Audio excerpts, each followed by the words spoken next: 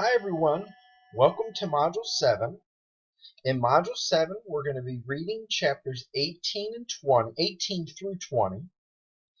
You're going to have a quiz number 4 that's going to be covering 18 through 20. You're going to have 2 attempts, and I'm going to record the highest of the 2 attempts.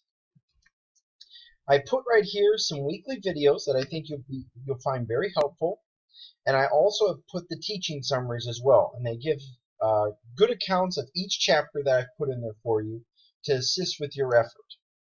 But for this week, we're going to be looking at the role of the monetary system and some of the challenges we're facing with the role of the monetary system. Now for this week, we're going to look at the role of money and the monetary system.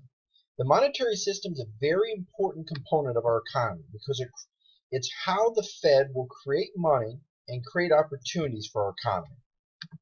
When we look at our economy, we have to first define what money is.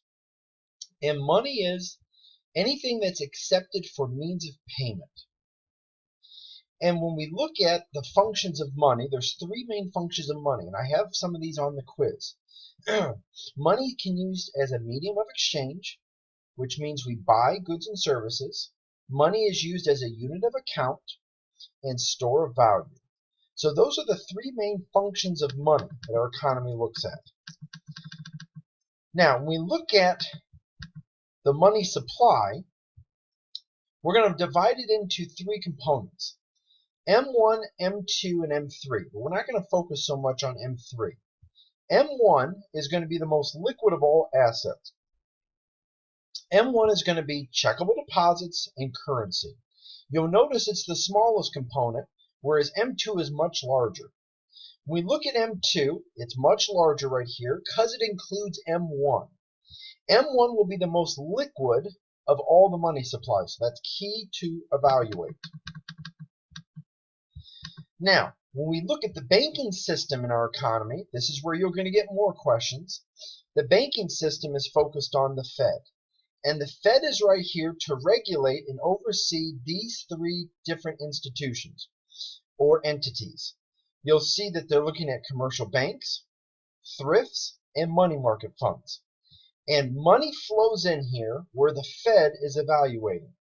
So the Fed is looking at all these 3 components where money's flowing into.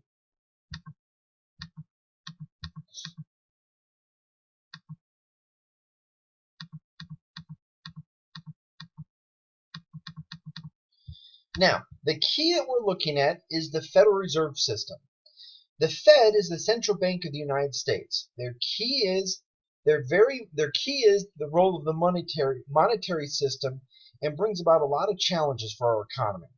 When you look at the Fed, you'll notice that they control a lot of key economic variables and decisions that are made. The Fed is divided into 12 districts, and each of these districts will bring about different economic data that's occurring in their area. So it's very important to look at. When you look at these 3 districts, you want to evaluate how these 3 districts are aligned, or these 12 districts are aligned, and how each district is going to report different economic data. And that will be the basis for how the Fed will evaluate what's occurring. So for this week, you have the quiz. If you have any questions, please let me know, but I look forward to your effort.